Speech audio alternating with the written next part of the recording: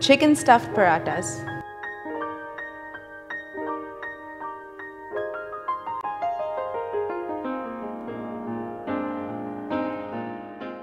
Hi, welcome to Sanjeev Kapoor Khazana. My name is Chef Radhika Desai, all the way from Portland, Oregon, United States. And I'm here to show you lovely and very easy to make restaurant-style food at home.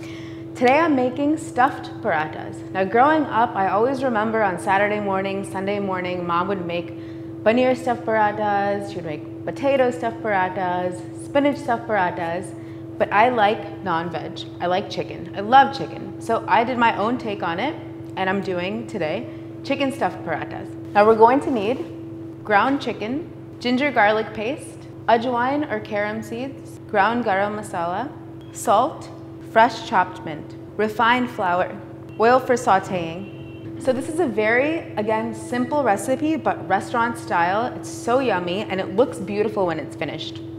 So I'm gonna just cook our chicken filling. I'm gonna start our pan, medium-high heat. So I'll add a touch of oil, about 1 tablespoon. Now I'll add about 1 tablespoon of ginger garlic paste, one of my favorite ingredients. I'll add our ajwain seeds, about 1 teaspoon of garam masala, and it may seem dry right now. I didn't add too much oil because when I add the chicken, the natural fat from the chicken will release, and then that will create oil.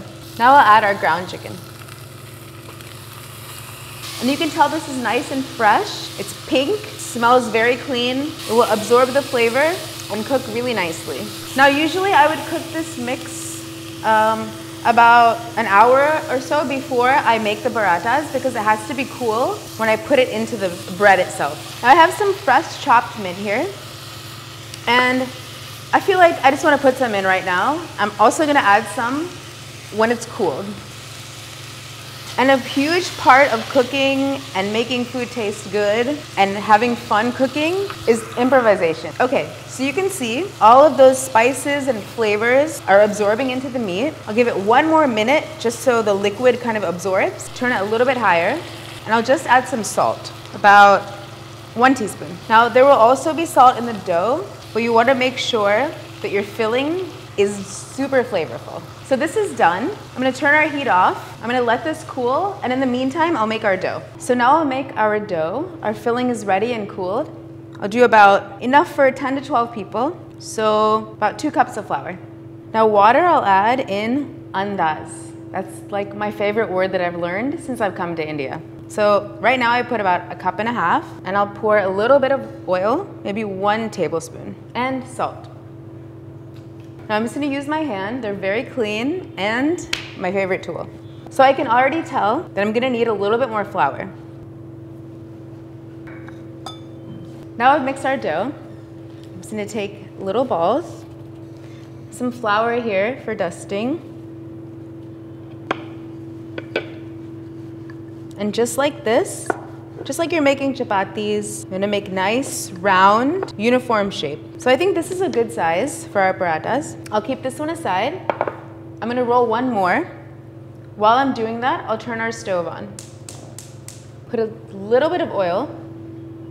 And this kind of flat, non-stick pan is the perfect thing to use for making these stuffed paranthas. And if you wanna make bigger ones or smaller ones, if you have children and they just wanna eat for a snack, so easy to do.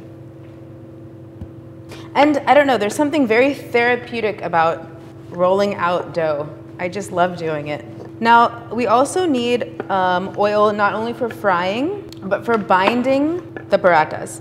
So now I have 2 sides. I have our delicious filling. And like I said, if you don't like chicken, vegetarian, you can always use paneer, any vegetable. Now I'll just dab around the sides a little bit of oil, and I'm going to use my hands again, which is totally fine because they're clean, just around the sides. Okay, our oil is ready, waiting for us, and it doesn't have to look perfect. It's rustic, it looks nice, it tastes yummy. That's the most important thing. So I'll just put it on our pan. So when you're using a non-stick pan, you want to use a rubber spatula because you don't want to scratch your very lovely, expensive pan. I can hear, I knew it would be beautiful, golden brown. So we'll let both sides cook.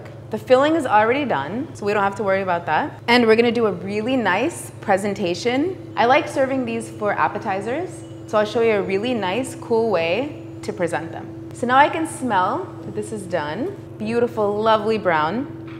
And I'm just gonna take a knife and cut it into triangles.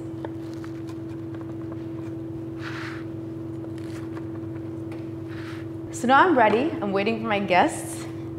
I'm just gonna arrange them on this nice long plate. And it's such a yummy, easy snack. Oh, it smells so good. Chicken filling with that mint, very yummy. Okay, so we've arranged it really nicely. And like I said before, I had put some mint into the filling. And now I'm gonna garnish our paranthas with mint as well, fresh chopped mint. Now you can use parsley or cilantro, whatever you like, but just gives it that nice pop of color. Chicken stuffed paranthas, the perfect start to any party.